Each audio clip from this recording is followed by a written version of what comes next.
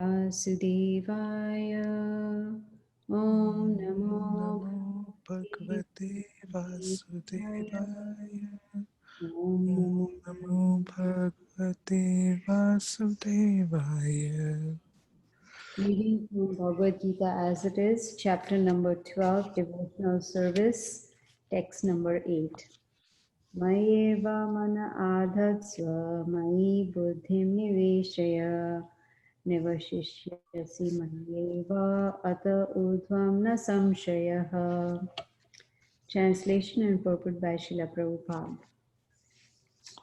Just fix your mind upon me, the Supreme Personality of Godhead, and engage all your intelligence in me. Thus, you will live in me always without a doubt. Purport. You want to read, Hemant? Yeah, sure. One who is engaged in Lord Krishna's devotional service lives in a direct relationship with the Supreme Lord. So there is no doubt that his position is transcendental from the very beginning. A devotee does not live on the material plane, he lives in Krishna. The holy name of the Lord and the Lord are non different. Therefore, when a devotee chants Hare Krishna, Krishna and his internal potency are dancing on the tongue of the devotee. When he offers Krishna food, Krishna directly accepts these eatables, and the devotee becomes Krishnaized by eating the remnants. One who does not engage in such service cannot understand how this is so, although this is a process recommended in the Bhagavad Gita and in other Vedic literatures. Thank you. Om Ajnanatimmirandasya Jnananjana Shalakaya Chakshurunmilitam Yena Tasmai Shri Gurave Namaha. So far we have seen in this chapter of devotional service. This is a small chapter with only 20 verses. And in the beginning of the chapter, Arjuna is questioning Krishna and he wants to know which is better, the impersonal path or the personal path. Those who are the impersonalists who worship Krishna as the Brahma Jyoti, or those who worship Krishna in his personal form. And Krishna explained to Arjuna that both okay, but impersonal path is very difficult. But then in the previous verse, which is verse number 7, he tells Arjuna that those who worship me, those who worship Krishna, giving up all their activities unto him and being devoted to him without deviation. You see, and they are engaged in devotional service and always meditating on him. So, what is the result of that? He says, I'm the swift deliverer for that devotee. From what? From this ocean of this birth and death, which means he helps us to break the cycle of birth and death and go back to the spiritual world. So, this is what we learned till verse number 7. Now, Krishna is telling Arjuna how to follow this process of personal worship of him. He says, "Fix your mind upon me and engage all your intelligence in me, and you will always live in me without a doubt." So he's giving kind of a guarantee to Arjuna that if you fix your mind upon him, who is the Supreme Personality of Godhead, and engage all the intelligence in Krishna, then what will be the result? He says, you will always live in me without a doubt. So there is no doubt at all. Now, devotional service, and the Purport Prabhupada explains that devotional service means living in direct relationship with Krishna. Why? Because that is a transcendental position. Now, what is devotional? This whole chapter is entitled Devotional Service. So, what is devotional service? It's nothing but following Krishna's instructions. He's instructing. What is he saying? Manmana bhav mad bhakto mad yaji mam namaskaru, right? You always think of me, worship me. So that is what he's asking. Satatam kirtayanto mam, always chanting my glories. So always chanting. Now, when we say it's not possible to chant always. That's okay. If it's not possible always, then at least chant a little bit in the morning. Start chanting in the morning. What is the reason we chant? We chant because Krishna says, with the help of chanting, we will be able to sharpen our intelligence. Of course, with the help of knowledge, we sharpen our intelligence, but also the chanting helps us because it purifies us. And in the purport today's verse we read, where Prabhupada says that there's no difference between Krishna and his holy name. They are non-different. And when we chant, Prabhupada explains that Krishna is dancing on our tongue because Krishna and his holy name, they are identical, right? So we have to understand that chanting means we are associating with Krishna. That's a very transcendental plane. It's not a material plane at all. So when we follow the rules and regulations and like Prabhupada says, offering food to the Lord, when we do that, then we are purifying ourselves. So if we, and we already learned in chapter 3, Yagna Shishtashina Shanto Muchyante Sarva Kilbishe Bhunjate Tive Agham Papam. Papam means sin. So Krishna says that if we do not offer our food first to Krishna and just eat it, then we are verily eating only sin. Why would we want to eat sin, right? If we eat sin, that means there are going to be sinful reactions, which means we are going to keep coming back into the cycle of birth and death. So the process is given by Krishna in the Bhagavad Gita, and it's very, very simple. All we have to do is just follow the process. Once we follow the process of simple process of Bhagavad Gita, then Krishna says, I will be the swift deliverer for you from the cycle of birth and death. He will deliver us. He will liberate us from the cycle of repetitive birth and death. Let's see what he says in verse number 9. My dear Arjuna, O winner of wealth, if you cannot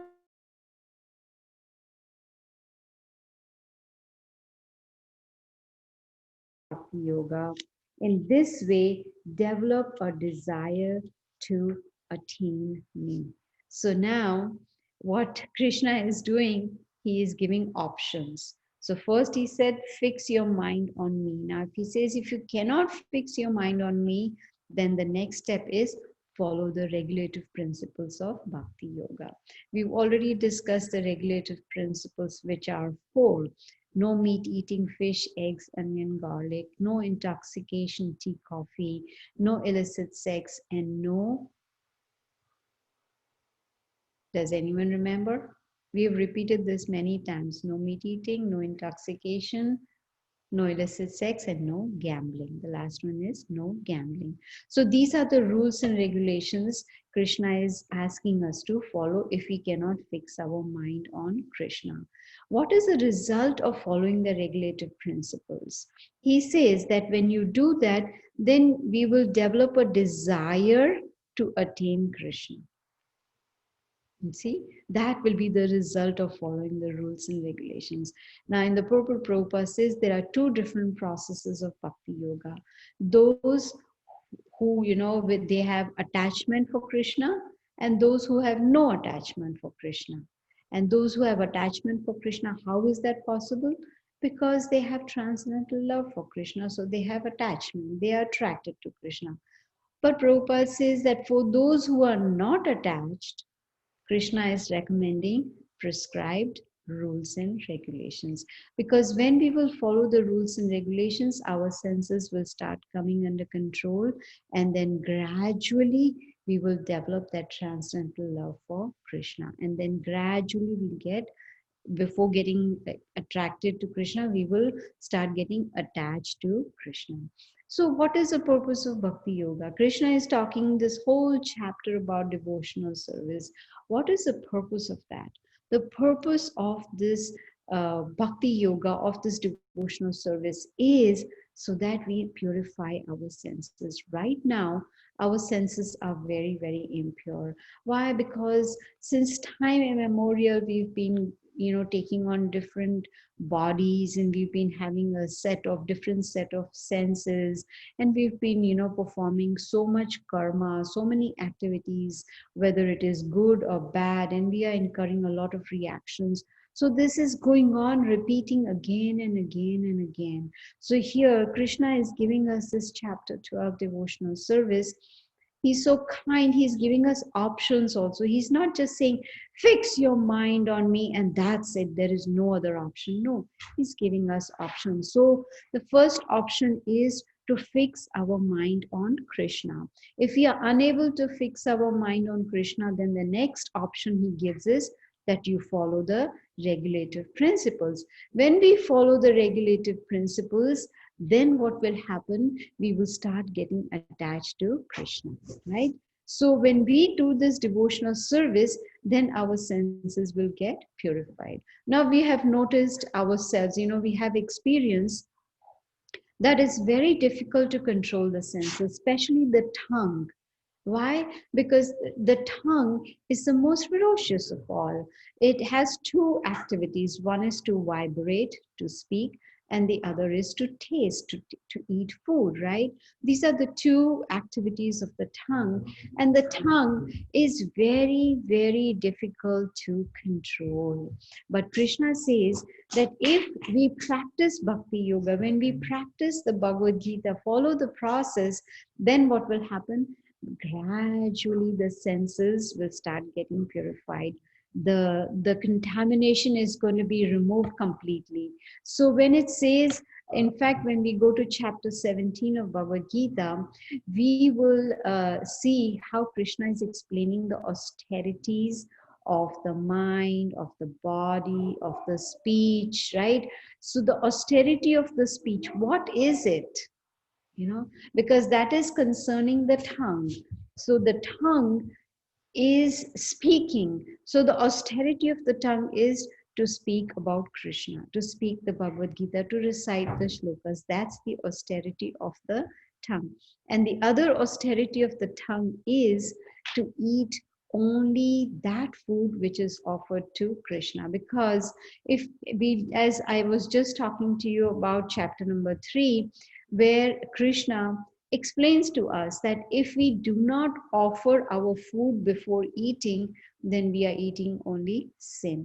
So the austerity of the tongue is to speak about Krishna and to eat only prasadam. Then there is going to be no sinful reaction, and then we will not suffer anymore.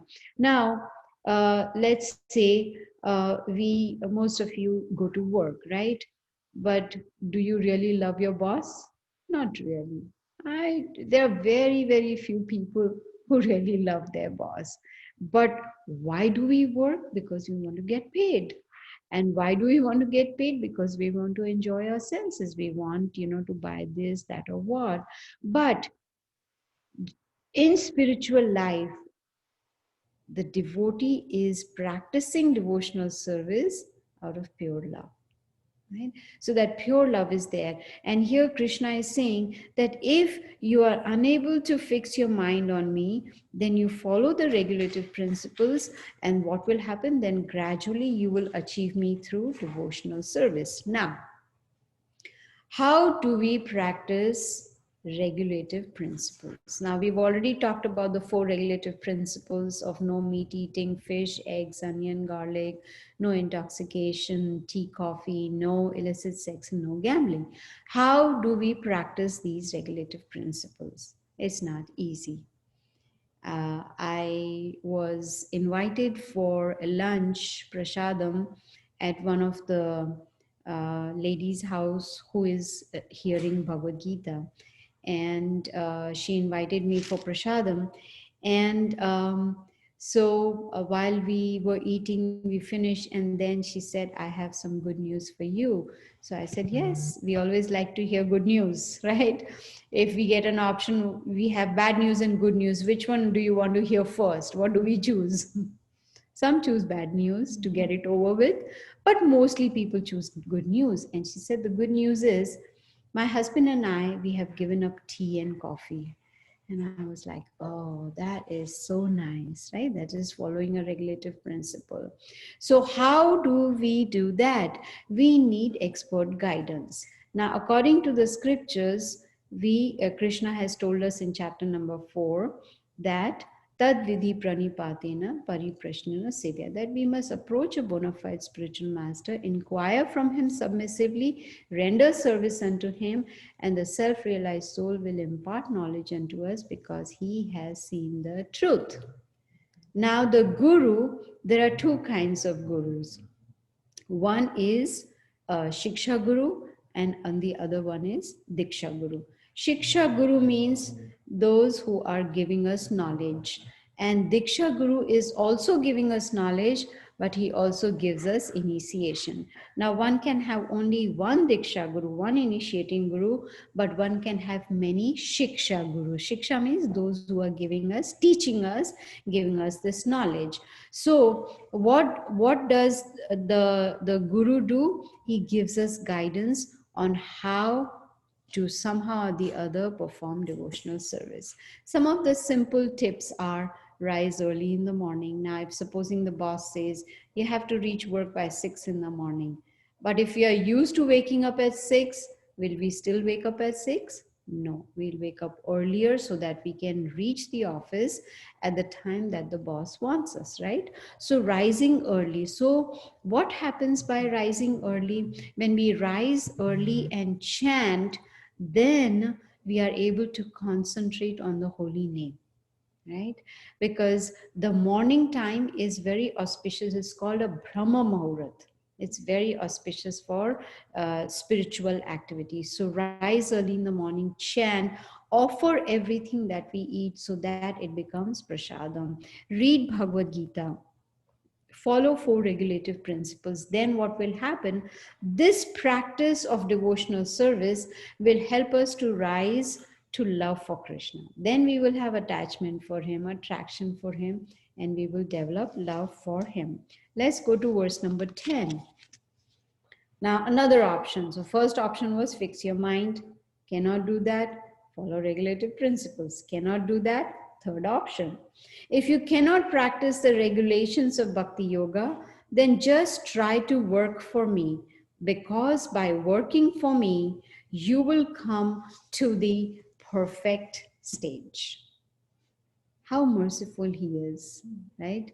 So he's giving us more options. Just work for me. We already learned that in chapter 3 and 5 of Karma Yoga and Karma Yoga action in Krishna consciousness. Krishna explained to us about how to perform our activities, how to do our duty, our work. How do we work for him? Now, in the purport, Srila Prabhupada mentions that Krishna has already given us some knowledge about this in the previous chapter, number 11, verse number 55. What does it say?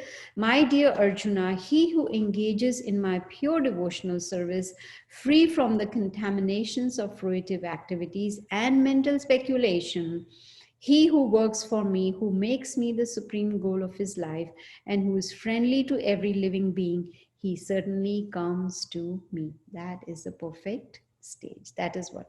Now, if we are not able to follow the regulative principles, then Krishna is saying, okay, you can still come to the perfect stage. How? By working for me. How do we work for him? Right? For one way would be to be friendly to all living entities. In the purport, Srila Prabhupada mentions that how can we be friendly to all living entities? By giving them this knowledge, right? Inviting them. Now that it's not most like to hear this knowledge on Zoom, online. Just invite your friends or invite your colleagues, whoever it may be. At least invite them and tell them you don't have to do anything. Just hit the link, just click on the link, and then get this knowledge. So what are we doing in that way? We are being friendly to them. We are helping them to understand you're not this body, you're the spirit soul, and what is the goal of life, right? Most may say no, I'm not interested. That's okay, but at least we tried, right? We should take that risk of being friendly to all living entities. That is okay. Let them say no. Even when we came to Atlanta many years ago, my husband and I, probably 28 years ago, And my husband and I would spend every day 2 hours every day, calling people and inviting them, right? Calling from where? From a directory, phone directory. Just open the directory and call. And most would say, no, we don't have time, or we are not interested, or right, or when we grow old, we will think about it, or whatever it is. But at least some would come, right? So we have to give this option to as many as we can, and let them decide, let them choose what they want to do. Now here Krishna is talking about working for me. Now material work, when a person does, it is for personal sense gratification, right? I'm going to do this job, this is the money I'm going to earn, and this is how I'm going to spend it, and this is how I'm going to enjoy it. But in spiritual sense, when Krishna is talking about doing a karma, which means you perform your activities according to the scriptures, but offer the results of the work to Krishna, which means don't have that desire to enjoy the fruits of my activities. No, he is talking about being satisfied by just working and giving the results to Krishna. So that way, we do not get entangled in karma, in the cycle of birth and death. And what will happen, he says, you will come to the perfect stage. And what is that perfect stage? Love for Krishna. Right now, what do we love? Ourselves, right? Everything is to do with me, with my body, with my senses, how I can enjoy. Let's see what's the other option Krishna is giving, because someone may say, I cannot fix my mind, I cannot follow regulative principles, I cannot work for you, Krishna. Now what? Krishna says, if, however, you are unable to work in this consciousness of me, then try to act, giving up all results of your work, and try to be self-situated. Oh, ho, ho, ho. Give up results of my work? Krishna, you're asking too much. Right? That is too much. Give up results and be self-situated. How is that possible? That's not possible. Why? Because what happens, sometimes there are impediments, right? Now, like for instance, I may say, I'm interested in Krishna consciousness. I like Bhagavad Gita. I'm interested in it, but I have a lot of impediments in my life. What could be those impediments? The impediments could be, issues with family. Like many times I have seen, wife is interested, husband is not interested. Husband is interested, wife is not interested. Husband and wife are interested, children are not interested. Children are interested, parents are not interested. So there are a lot of impediments, for those who are trying to come on the spiritual path. But here Krishna is saying that if there are impediments, you are not able to work for me, then at least give up the results of your activities. And then what will happen, when we sacrifice our results for Krishna, then he says that what will happen. He says that you will be self-situated. You should try to be self-situated. Once we start giving up the results of our activities, then we will start getting detached from our body.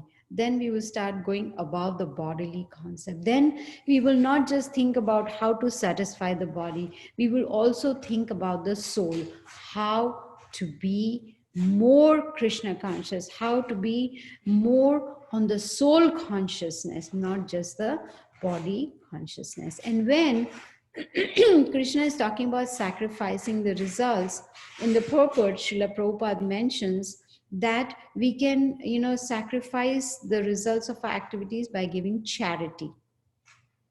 Now we have to be very, very careful when we give charity, because if we do not give charity to the right person at the right time and at the right place, then we'll have to face reactions.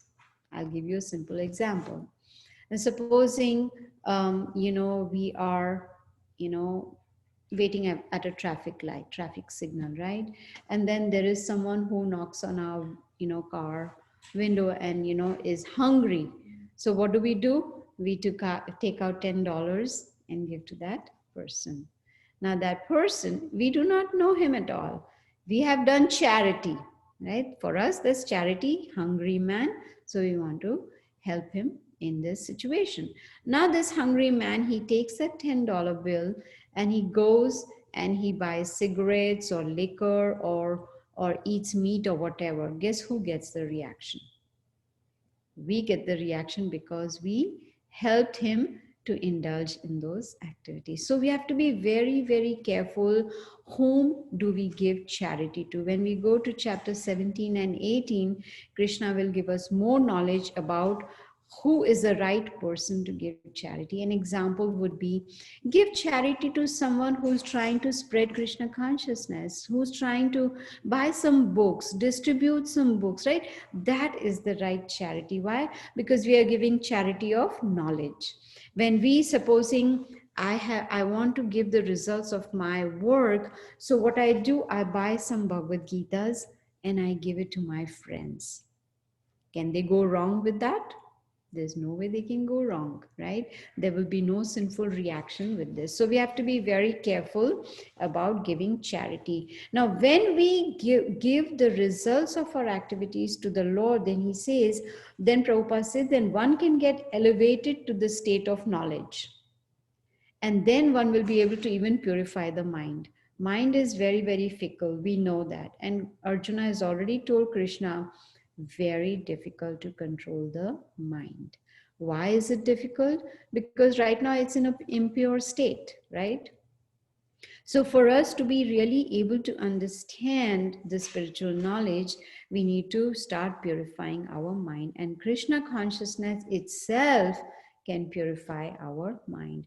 Then we will be able to understand that Krishna is the Supreme Personality of Godhead. So, now what are the options Krishna has given? Fix your mind upon me. If you cannot do that, then follow the regulative principles. If you cannot do that, work for me. If you cannot do that, give it the results of your activities. Now, this comes the fifth option, verse number 12. If you cannot take to this practice, then engage yourself in the cultivation of knowledge. Better than knowledge, however, is meditation. And better than meditation is renunciation of the fruits of action. For by such renunciation, one can attain peace of mind. See how very nice. He's still being more merciful. He's saying cultivate knowledge. Is that difficult? No, it's not difficult at all, right? And what does he say? Better than knowledge is meditation, and better than meditation is renunciation of fruits of our activities.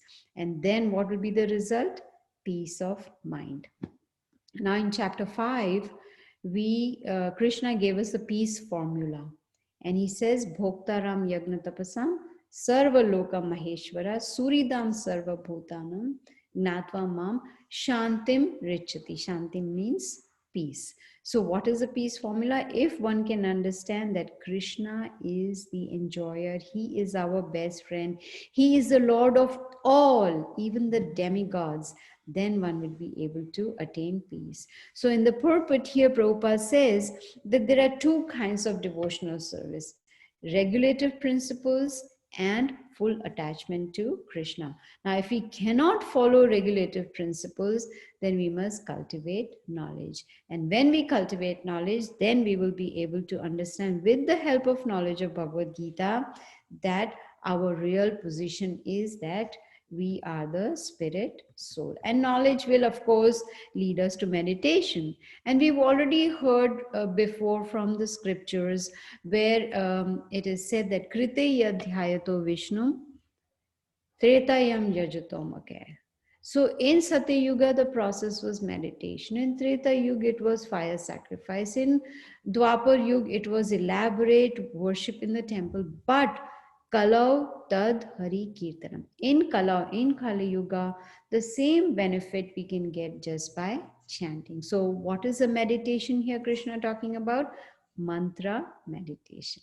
Hare Krishna, Krishna Krishna, Hare Hare, Hare Ram, Ram Ram, Hare Hare.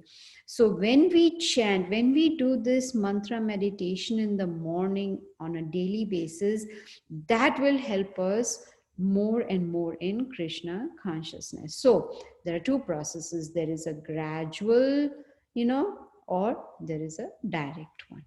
And the direct one is what is mentioned in the Bhagavad Gita.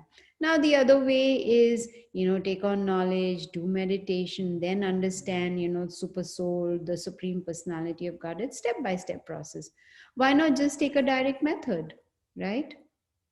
A simple example would be like, I have an interview on maybe the 25th floor, right? And I only have 10 minutes, two options. I can climb the stairs, 30 floors, 25 floors, or I can just take an elevator and go up in 2 minutes, right? So the direct method is that elevator method. Why just go by step by step by step? No, just take an elevator direct method that is given to us in the Bhagavad Gita. So direct method, and Krishna also mentions that, okay, if you're unable to do direct method, go indirect way. That is also good, but that is difficult and it will take a very long time.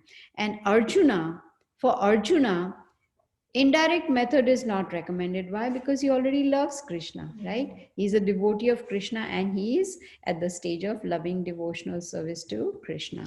Let's see what Krishna says in verse number 13. One who is now, of course, from 13 onwards, he's going to talk about who is very dear to Krishna. Now, from this verse onwards till the end of the chapter, is about who is very dear to Krishna. Number 13, yes. One who is not envious, but is a kind friend to all living entities, who does not think himself a proprietor and is free from false ego, who is equal in both happiness and distress, who is tolerant, always satisfied, self controlled, and engaged in devotional service with determination, his mind and intelligence fixed on me. Such a devotee of mine is very dear to me. See how many different qualities are required, right? These are the qualifications. Not envious, kind friend, doesn't think himself to be a proprietor, free from false ego, equal in happiness and distress, is tolerant, always satisfied. Talking about always satisfied, I remember a story. I'm not sure if I have already told you all this story, but this is true. It's not a story, this is true. I think in Africa, I'm not sure. So there was this gentleman who had 107 wives. One. Why not 108? He was not Krishna conscious, that's why not 108. 107 wives, 185 kids, and what? He was still not satisfied. And he was asked why. He said, divine calling. That means God asked me to do all this. No. If after so much trying to get so much sense gratification to satisfy the senses, you're still not satisfied, what does it say? It means this material world is not for sense gratification. We cannot satisfy ourselves over here. But here Krishna is saying, that's why he's saying self-controlled. To be self-satisfied, we have to be self-controlled, engaged in devotional service with determination. Determination means there's no way that faith can waver this way or that way. No matter what, this is the path that I am going to follow. That is with determination and mind and intelligence fixed on Krishna. And Prabhupada says that all these above qualities, that shows that if such a person has all these qualities, that means is a pure devotee. That's pure devotee, right? And these are the transcendental qualities of a pure devotee, is equipoised, right? Is completely like, in fact, the very next verse, Krishna says, he by whom no one is put into difficulty and who is not disturbed by anyone, who is equipoised in happiness and distress, fear and anxiety is very dear to me. These qualities seem so difficult, right? Especially in this age where there is so much going on, there's so many distractions, there's so many impediments, so many problems, right? He's equipoised even when there is difficulty, right? How is that possible? When Krishna sees that a devotee is sincerely and seriously endeavoring to perform devotional service as per Bhagavad Gita, then he gives his mercy. And then it is possible for that devotee to be equipoised. Doesn't matter whether there is happiness or distress. You know, suffering for a devotee, say a devotee who's practicing Krishna consciousness is suffering. What is the thought process? He immediately thinks that I'm suffering less compared to the bad karma that I have. It's because of the mercy of the Supreme Lord. Maybe I should have got much more, a lot more suffering, but because it is mercy of Krishna, my suffering is reduced, it is less. So that devotee is not disturbed in any situation. Suffering is the body that is suffering, it's not the soul. So suffering is going to come and go, like we learned where Krishna says, Matra sparshastu kaunteya shitoshana sukha dukha daha. So just like the summer and winter seasons come and go, happiness and distress, they come and go. But we have to become a dhira, we have to become a sober person and not be disturbed. So here Krishna is saying that one of the qualities is that a person is not disturbed, is above bodily platform and is tolerant. It's very hard to tolerate, right?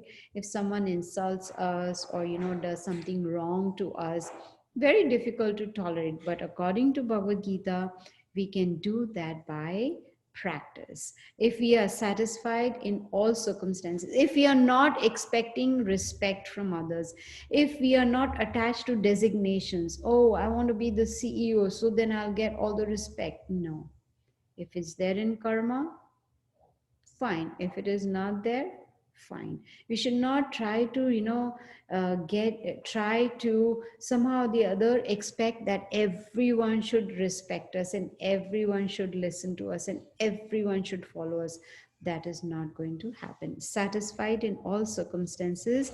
And then Krishna says such a person is very dear to me, because all these qualities, according to Srila Prabhupada in the purport, he says, if we follow this path of Krishna consciousness, follow this Bhagavad Gita, then these qualities will automatically develop in us. If we chant, we hear, we read, we associate with devotees, we eat prasadam, then gradually these qualities will automatically develop. We just need to follow the process for success.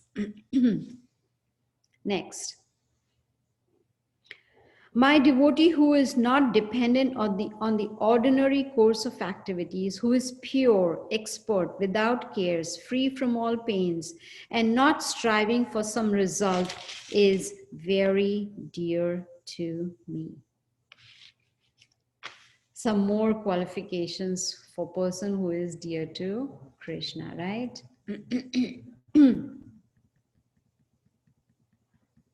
No one is put in difficulty.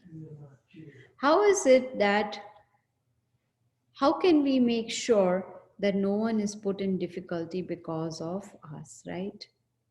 Because if we put someone in difficulty,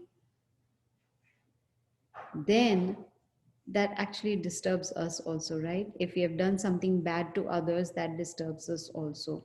So here we have to be very, very careful that how, then again, the matter comes of austerity of speech, right? It's sometimes the words can really hurt someone more than physical hurt, right? The words are very, very painful, more painful than physical hurt. So you have to be very careful and practice austerity of speech, so that we are pleasing, our words are pleasing to others, they do not agitate others, so, and we don't put others in difficulty. And here also Krishna says, not disturbed by anyone, which means again person is equipoised, whether it's happiness or distress or whatever it is. But when Krishna is saying not put anyone in difficulty, what does he actually mean? He means that we have to be kind to all living entities. Why? First thought should be, Krishna says, Mamay Vamsha Jiva Loke Jiva Bhuta Sanatana, that all are my parts and particles. Every living entity is part of me, is my child, is mine. So we have to be very kind to all living entities and make sure that we do not put others in anxiety. Why? Because if we put others in anxiety, that is bad karma, right? Because just like people, they do not have that kind attitude towards all living entities, so they eat meat because they think that animals don't have a soul, right? But no, we are putting the living entity into difficulty. We are taking the life of someone that we have not given life to. So here Krishna is trying to say that if we really want to develop these qualities in us, we have to be engrossed in Krishna consciousness, which means our consciousness should be all around Krishna, around Bhagavad Gita, around devotional service. Then we will not be disturbed by material situations. Now, those who are not on the spiritual platform, Prabhupada says in the purport, they get disturbed, right? If we don't take on the knowledge, if we don't perform devotional service, then naturally we will get disturbed. And then what will happen? There'll be anxiety, there'll be fear, there'll be distress. And then then when all these disqualifications are there, then we are not able to really enjoy, there's no sense gratification, and then the person feels sorry, and then gets envious. Oh, that one is happy, how come? Many times people say that, why good things happen to bad people, or bad things happen to good people? I know so and so is doing all the bad things and still enjoying life. Have you heard that before? Why heard? We have seen that before, right? Doing all the wrong things, all the sinful activities, and still having a wonderful life. No, we have to pay for that karma, for that bad karma. So it's important that, of course, Prabhupada says that a devotee does not consider anyone as an enemy, is a friend to all living entities. So, say for a devotee, someone says, is getting upset at the devotee, or blaspheming or insulting, the devotee does not retaliate, because the devotee knows that yes, that person is just an instrument for my bad karma. If it is not Mr. X, it will be Mr. Y who is going to give me my bad karma. So a devotee does not retaliate and does not feel any fear or anything, because devotee is transcendental to all these disturbances, because the devotee understand that this is my karma, right? And so devotee is only interested in performing devotional service, and somehow or the other control the senses. Now, controlling senses is not easy. Krishna says, yes, it's not easy, but it is possible. How? By chanting, by hearing, by reading Bhagavad Gita, by eating prasadam. So here in this verse, today's verse, this number 16, which we just read, Krishna is saying that such a person is pure, expert, without cares, free from all pains, and not striving for some result, right? How is that possible? Because the devotee is satisfied with whatever he has earned, right? Is not over endeavoring, is not striving for more and more, is not struggling hard to to get more and more. Today I went to the Fulton County office to pay the property taxes. I wanted to pay in person rather than online. And then they have those ladies who stand there, they take your temperature, and they guide you, okay, now you go and sit there or whatever. So I got a seat and I sat down, and there were quite a few in front of me. So there she was standing, and then another lady walked in for some work, and they started talking to each other. So this lady who works at the Fulton County office, she said, I work 90 hours a week. So I thought maybe I heard it wrong, maybe 2 weeks, right? Normally we work 80 hours, 2 weeks, right? 40 hours a week. And then the other lady said, what? She said, yes, I work 90 hours a week. On the weekends, 24 hours, 12 hours on Saturday and 12 hours on Sunday. What is that? Over endeavoring, right? Wanting more, trying hard to get more and more because I want this, I want that. No satisfaction. And it didn't look like that she was starving. No way. She was probably overeating, over endeavoring and overeating, over sense gratification. So you see, so here the devotee is satisfied and accepts whatever comes is okay, because whatever is in our karma is going to come. It's not going to come more. And whatever has to go is going to go, no matter how hard we try to hold on. One very nice example one time my son gave me. He said that, supposing you take a sand in your hand, take a handful of sand and you hold it. If you just hold it, it stays there. But if you try to hold it tight, what happens? It starts coming out, right? It starts falling out from the cracks. The more you squeeze, the more sand comes out, right? The more holding on to it, no, it's not going to help. So the devotee is satisfied. Why is the devotee satisfied? Because the devotee is following the process of Bhagavad Gita, following the Bhagavad Gita, and the devotee is rising early. And he also says that such a person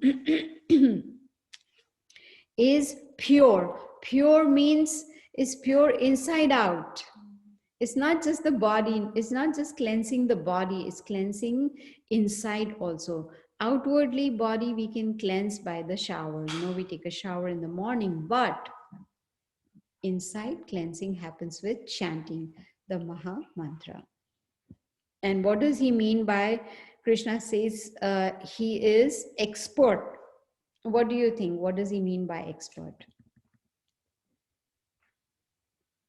It means he knows the goal of life.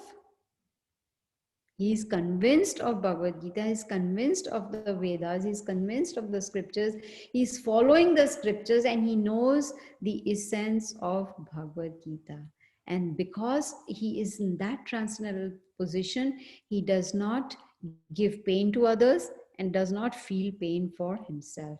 He is not attached to any designations that, oh, I am the accounts manager, or oh, I am this or I am that. No, he is not on that platform at all, because he is self-satisfied. He is self-controlled and he is satisfied. He doesn't get angry. He's not envious of the others who are in the office. Like generally, the colleagues especially, feel envy that, oh, that one is getting so much less work and is getting paid more than I am. I'm working more hours.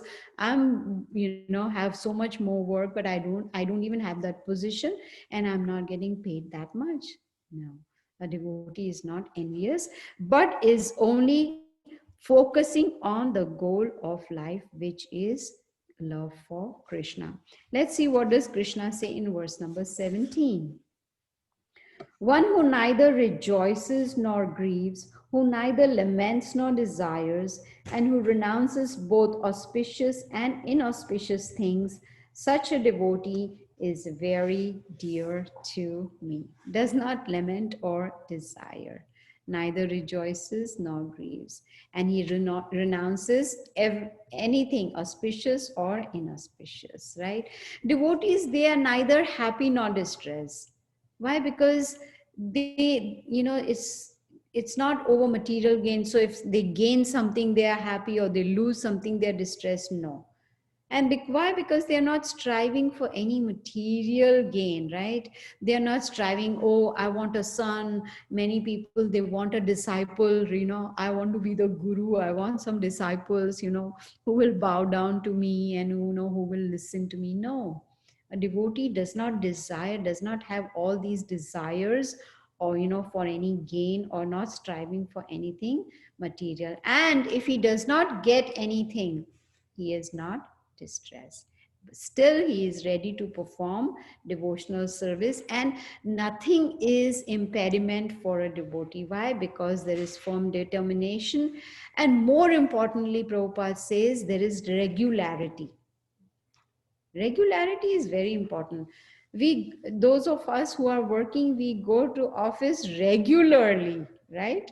Regularity is there, and we perform our job, we do our work very sincerely and seriously and regularly. It's not that go on Monday and then don't go to work for 3 days, and then go one day and then don't go for a week. No, there's regularity. Or it's like, I eat today, then I don't eat for 3 days, then I eat. No, there is regularity in everything, discipline. So here also discipline is important. Verse number 18. One who is equal to friends and enemies, who is equipoised in honor and dishonor, heat and cold, happiness and distress, fame and infamy, who is always free from contaminating association, always silent and satisfied with anything, who doesn't care for any residence, who is fixed in knowledge and who is engaged in devotional service, such a person is very dear to me. That's a lot.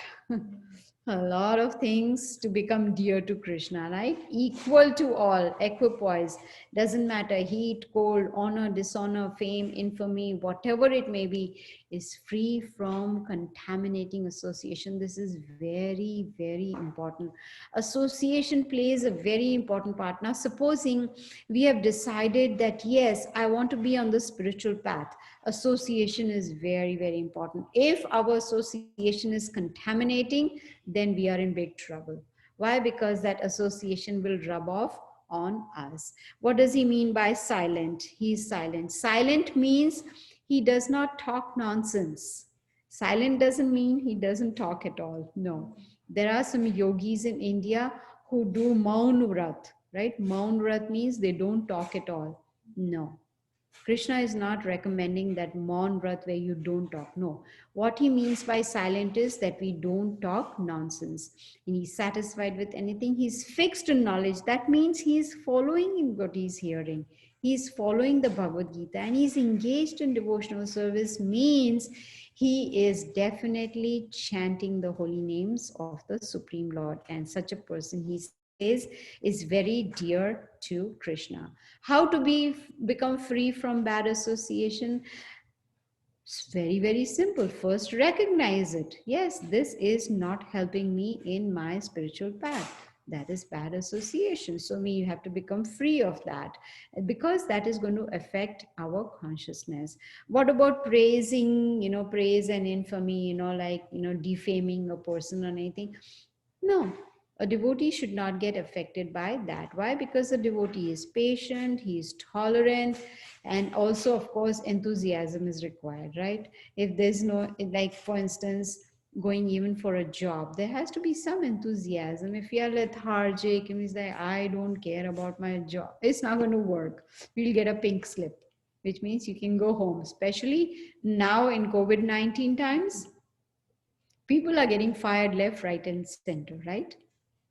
So we have to be, that interest has to be there, enthusiasm has to be there. And Prabhupada mentions that we can develop all these with the help of devotional service. So as I already mentioned, silence means not talking nonsense, only talking about Krishna, and essential speech only. That is important.